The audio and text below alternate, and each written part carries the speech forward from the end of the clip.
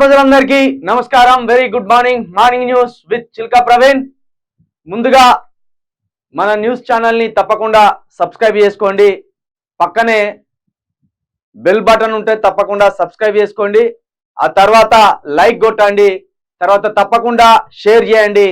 ఎందుకంటే ఇన్ని రోజులు కేసీఆర్ ప్రభుత్వాన్ని బదనం చేయడానికి ఎవరైతే మీడియా ముసుగు వేసుకొని జర్నలిస్టులుగా ముసుగు వేసుకొని నిత్యం కేసీఆర్ ఒక పొరపాటు చేస్తే దాని చుట్టూ లక్ష అబద్ధాలను అల్లి మేము జర్నలిస్టులమని చెప్పుకొని ఒక దుర్మార్గమైన చర్య చేసిన, ఒక దుర్మార్గమైన నిందలు వేసి పబ్బం గడుపుకొని ఈరోజు కోట్లకు కోట్లు పడగలెత్తి ఇప్పుడు ఏకంగా ఇదే ప్రభుత్వంలో పదవుల కోసం రేవంత్ రెడ్డి కాలు మొక్కడానికి కూడా సిద్ధమవుతున్న సోకాళ్ళు జర్నలిస్టులను చెప్పుతో కొట్టినట్టు ఇప్పుడు నిజాలు చెప్తాం ఇక.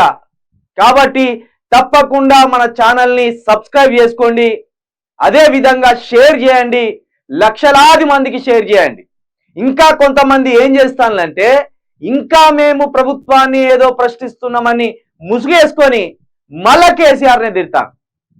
కేసీఆర్ ప్రభుత్వం పడిపోయి కాంగ్రెస్ ప్రభుత్వం వచ్చి కొత్తగా రేవంత్ రెడ్డి సీఎం కావడం జరిగింది.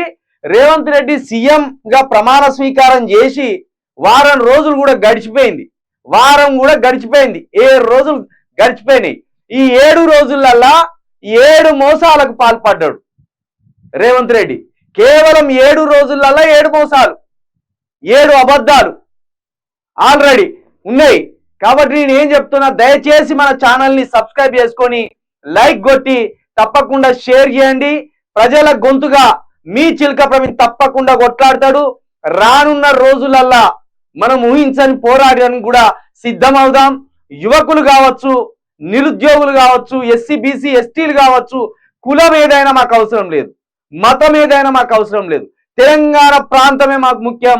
తెలంగాణ ప్రాంతంలో సుస్థిరమైన పాలన, ముఖ్యంగా వీళ్ళు ఇచ్చిన 42